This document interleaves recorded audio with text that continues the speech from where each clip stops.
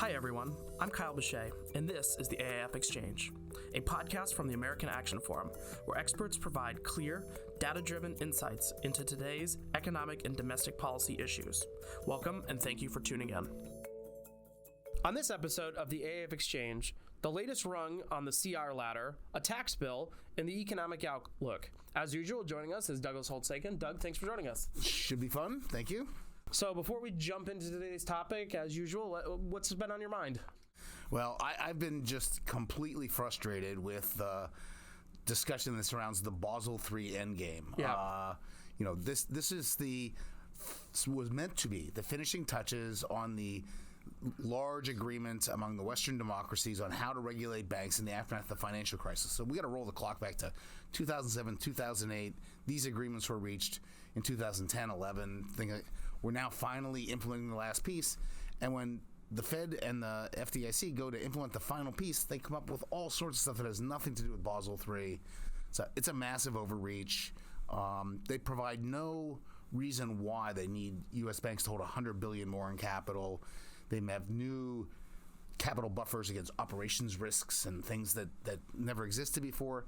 Now, if they had done some analytics that showed the risks here, the scale, and how the capital minimize those risks, the benefits that you get from that, that'd be fine. But they didn't. They just launched this thing. So everyone was caught unawares. The banks are flipping out from small to large. They pulled more people, regional-sized banks, into this than they had previously indicated they would. And now it just looks like, the big banks complaining about regulations. That's not new. And I don't know where we end up. But the reality is this is probably cost without benefits that will in the end be embedded in the cost of credit somewhere. And this administration loves to regulate. We've kept track of the numbers. That's just reading the data. But this one seems especially pointless. And I don't understand why they can't just say, okay, let's rethink and get something more targeted. Yeah, and this is what you're talking about tomorrow on Capitol Hill, right? You're going and doing a hearing. I'm talking at the Small Business Committee in the House, and among the topics will be the impact on small business. It's not complicated. Small businesses need access to credit. They have relationship lending, so someone has to believe in them. Yeah. Beliefs have a price. This guy's a small business, but the cost of credit's gone up. What are we going to do? Mm-hmm. And now, obviously, you're the main event for that one, but of course, you will be on the panel with Kevin O'Leary, who everyone is talking about. I don't know, who is this dude? I mean, he's on some show, Shark Tank. What has that ever done? We have a podcast. Yeah, right. It's got to be pretty much the same, right? Well, if he asks for my autograph nicely, I'll give it to him. Meanwhile, as your social media guy, I'm kind of like, hopefully get a picture together so I can post it. Anyways, all right, let's talk about some other things, namely the CR, the continuing fight over funding the government, for which, by the way, has already begun, as we've mentioned many times on this podcast. We've talked about this somewhat confusing two-rung continuing resolution between you and Gordon. Have both been on to talk about that. But now seems like there's some additional steps involved in all this. So just start with, okay, what's the latest on the whole government funding? Okay, so the latest is that we are running out of time on the current laddered CR, where 4 of the appropriations bills would run out of funding on January 19th. That's the end of the week. The others on February 2nd, Groundhog Day. So they've decided to buy some time and do a second laddered CR to March 1st and March 8th. Again, 4 approach bills and 8 approach bills in these 2 bundles. And there are really 2 different sort of questions to ask about what have we learned. So the first is the laddered approach. What have we really gained by separating the dates for these supposedly easier and harder to agree upon approach bills? The claim was this would give House Republicans, who originated this idea, better leverage in the negotiations. You tell me, does it look that way? I don't know. So I'm skeptical of the need for laddered, more complicated. What are you getting? And then there's the basic issue of what learning is going on here, because last September, it was clear the House and Senate did not agree, and neither was going to get their way, and so they CR'd it, and now we have the laddered CR, and they still don't agree. Do House Republicans really believe that they can get the Senate to agree to, in particular, policy riders, different ways of doing business, not just the money, in March in a way that they didn't in February or January or December or November or October or September? At some point, you gotta recognize that you gotta compromise, sign something that you might not love, and move on. Yeah. I mean, and now, to make matters even more complicated, we're even more into the presidential election, and you can't you can't take that politics out of things at this point. And we're we're a few months away from having to do the next fiscal conversation. Well, right, and so what's going to happen to the fiscal 25 approach? Well, they're just not going to do them. I can tell you that right now. Yeah. I mean, we're going to have a future podcast where we talk about the laddered CR for May in April, and because we'll have failed again, who knows. But when we get to fiscal 25, they're going to do a CR to the lame duck and basically say, after the election, we'll take care of all these problems. And somewhere usually in late August, early September, you get peak lame duck, where every problem will be solved in lame duck. And then after the election, you get reality lame duck, where nothing gets done. Right. So that is our future. Can't wait to have that podcast conversation. That will be episode yes. 140, 145, somewhere in that in that area. Okay, well, so whether or not they get a deal done by Friday, what happens after the first deadline? The agency is funded by the first four approach bills, the military construction, things like that, run out of money, and you get a, quote, partial shutdown. Nothing dramatic. We know from previous experience and from running the numbers that government shutdowns are, in fact, not an enormous economic shock. So if you're looking for something that's going to, knock the economy down, this isn't it.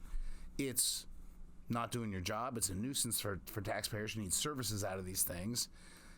It makes everything more expensive because you're shifting the timing, and you got to pay suppliers to do that. And so it won't be a big deal. But, one hopes that it can get done in time. If both the Senate and the House use all the time needed on the books, they will not get done in time. But you can get an agreement in the Senate to not have any amendments and not debate it, and then sort of march it through quickly. If they do that, they'll be fine. Let's talk taxes. And you wrote about... Let's talk taxes. And I love taxes. I know this is one of your favorite topics of all time. I am a former editor of the National Tax Journal. That is one of the great reads of all time. Yeah, You do subscribe. I subscribe to The Dish, which is my favorite great read of all time. And you wrote about sucking this up will get you nowhere. Well, I had to get myself out of that pretzel somehow. The chair. So, anyways, the chair. Just to set the background here, the chairs of the House Ways and Means Committee and the Senate Finance Committee recently announced an agreement on a $78 billion tax bill that would extend some of the provisions of the Tax Cuts and Jobs Act and expand the child tax credit. So just walk us through those key provisions. So both Democrats and Republicans lost things that were near and dear to their hearts recently. So in the 17 Act, businesses were allowed to fully expense, deduct 100% of the cost of acquiring capital investments. And so that went to 60% as part of when they wrote the bill, they had to sort of shave down the cost, so they had things expire. So there was that one. They went from expensing research and development expenses to amortizing them, so you get less upfront deductions. And interest deductibility became less generous. There's some maximum amounts of deductibility in the law. So those provisions all got, quote, worse for the businesses. On the Democrat side, they had this very rich child tax credit that was part of their Build Back Better effort. They got it for a year and it went away. So they've been clamoring to get that back. And so for a couple of years now, they've been negotiating, the basic negotiation being, we'll restore these 2017 Act pieces if you'll give us a bigger child tax credit. And they weren't willing to give it that big a tax credit, and so there was this sort of ongoing thing. Chairman of the Senate Finance Committee, Ron Wyden, Chairman of the House Ways and Means Committee, Jason Smith, have reached an agreement, but just them as far as we know. Anybody else, we're not sure.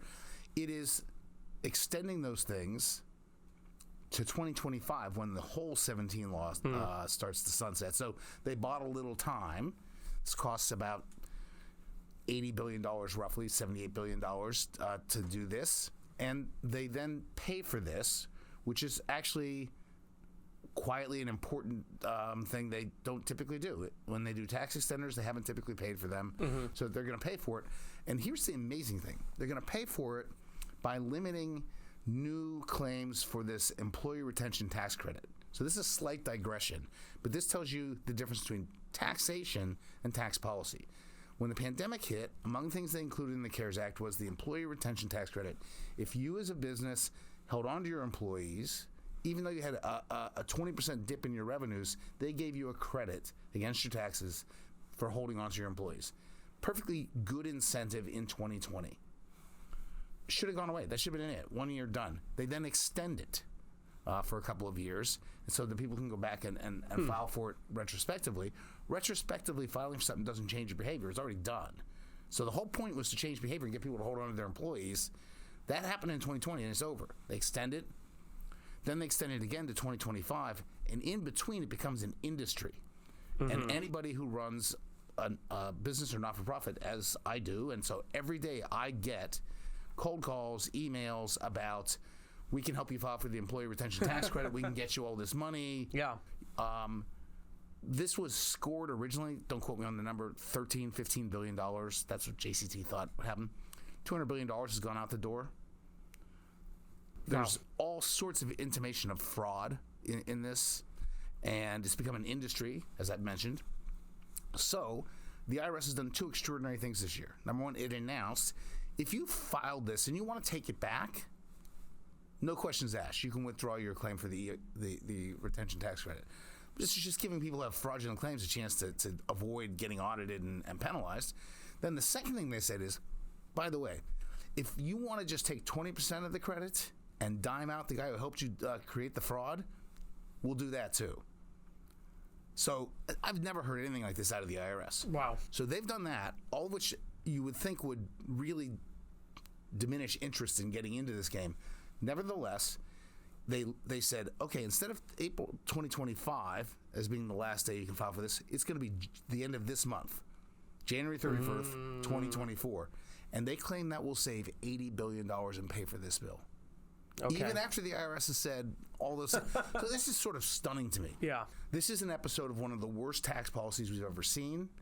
It's why I and other sort of tax purists dislike these tax credits so much. Right. They become permanent. They get hard to get rid of them. They've lost their original purpose. They're just cash flowing out the door. I mean, it seems like it's very hard, in any policy area, especially, tax credits. Once it's out there, pulling it back is near impossible. Because near impossible. So you're going to take my money away from me, and that's going to cause... So just get ready for, episode 364. When we get to that one, I'm going to be talking about the Inflation Reduction Act, clean energy tax credits, which will not go away, even though we no longer need them to incentivize solar or wind or whatever will have become pretty much the industry standard, perfectly economical, no need to be subsidizing it. It's hard to make them go away. And bills will be hard to get rid of. Yeah. Another part of this bill or agreement, I should say, that seems important is the use of tax policy to boost relationship with Taiwan. Yeah. Tell us about that. For a while now, they've been putting together a bill that would essentially, let me back up. Typically, the U.S. will engage in tax treaties with sovereign countries that say, we're going to allocate the taxes to one country, the other. We're not going to have double taxation of business activities. So your firms do activity in the U.S. and vice versa. We're going to make sure they only get taxed by the appropriate authority. We can't do that with Taiwan because it's not a sovereign nation. We can't recognize it as a sovereign nation. That's the whole diplomatic issue. So we reached an agreement with Taiwan that both would pass domestic laws that mimicked a tax treaty. Our domestic law would say, they do activity here, we don't tax it, they tax it back there, and they do the same thing, and we get to the So that's in this. This is something to get that over the finish line.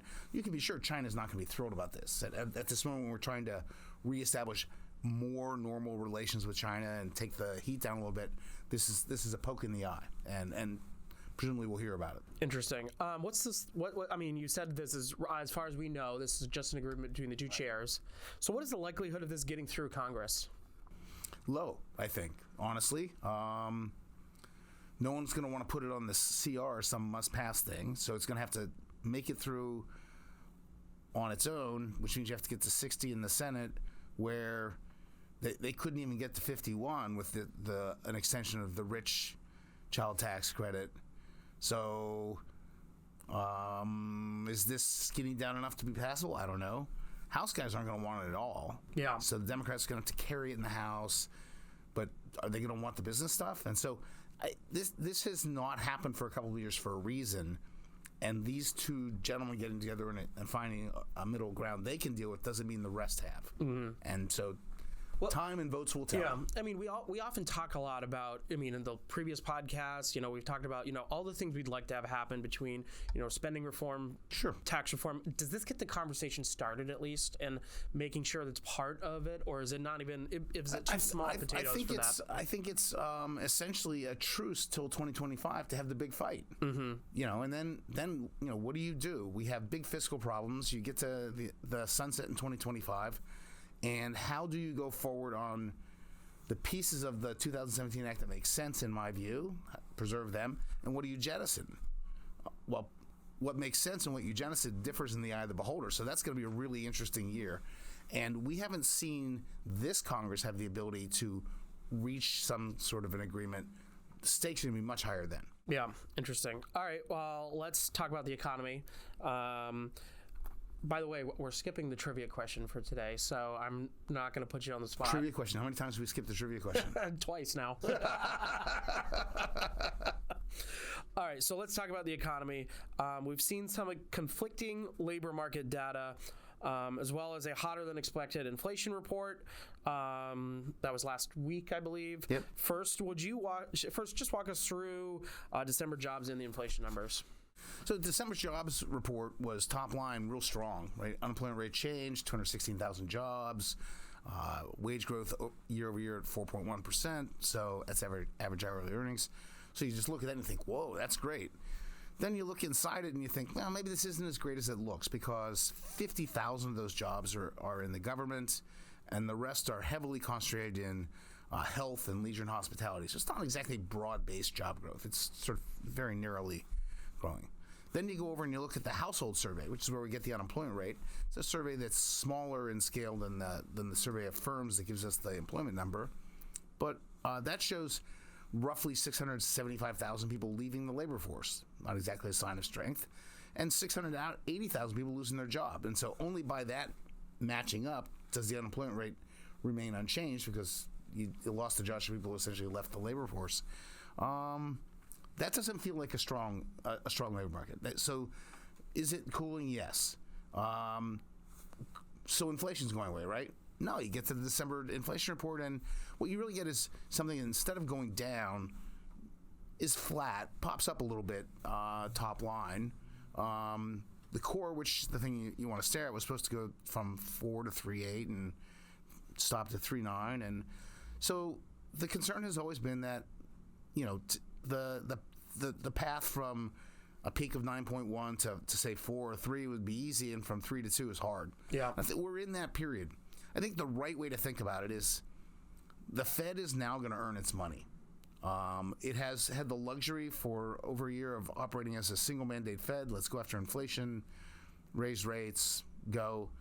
Now it's got to worry about, is employment going to fall off a cliff? That's the employment mandate, full employment mandate, and the price stability mandate. So they're going to have to trade off, and it's going to be hard through the first half of this year. It's tricky terrain. Interesting. Well, we can't talk, as you just mentioned, the Fed.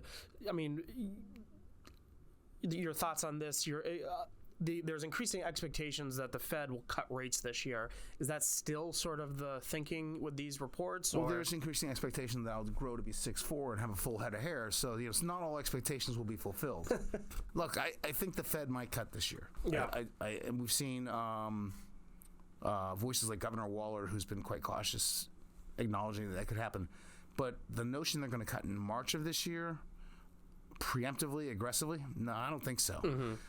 The only way the Fed moves early this year is if the economy falls off a cliff. We get a January employment report that shows, no job growth or something like that. It's not that weak. It's weaker, no question. So if we don't get the economy falling off the cliff quickly, the economy sort of plods along as it looks like it will, then any rate cuts are going to come in the second half of the year. And I don't think they'll be as large as the market seems to be thinking. This is a Fed that from the beginning has said it wants to do too much as opposed to too little. It wants to be convinced we're back to 2% for sure. This comes down to your issue of your standard of proof. There are people running around saying, look, for the past 6 months, core CPI has been, core PCE been at 2%. We're done, victory. Well, what's the standard of proof? 6 months where everything broke your way, or a year when some things might not break your way? So right. I think that's where they are. Yeah, it'll be interesting, but I mean, it'll be contentious, right? So I think our next, we'll obviously be talking about this going forward. I think our next podcast is right before that January jobs number comes out, so we'll have to put a pin in it and hope and talk about it then to get a better idea of what it's going to look like. I think the reality is we are going to be talking about this a lot in the spring, just because it's so hard to read the data in a decisive way on a month-to-month basis. That's how it always is. Indeed, if it becomes easy to read the data, that'll probably mean that something really bad has happened. So you don't want to root for that. Interesting. Well, Doug, thanks for joining us on this ice-cold, snowy Wednesday here in D.C. It was a nice, warm discussion for us. Great. All right, I had to get some weather jokes in there, so wait, you're from Vermont. This is nothing. Yeah, it doesn't mean I don't like it. Oh, there's a reason you moved here, right? 19 below is still cold no matter where, or 19 degrees is still cold no matter if you grew up with it or not. Okay. So, thanks again, Doug, for joining us. My pleasure. I hope you enjoyed this conversation. Tune back in for our next episode, where our experts will provide clear, data-driven insights into today's economic and domestic issues. I'd also encourage you to check out any of the links in our show notes, and also follow us on social media to learn more about AAF. Don't forget to subscribe on iTunes, Spotify, or Google Play.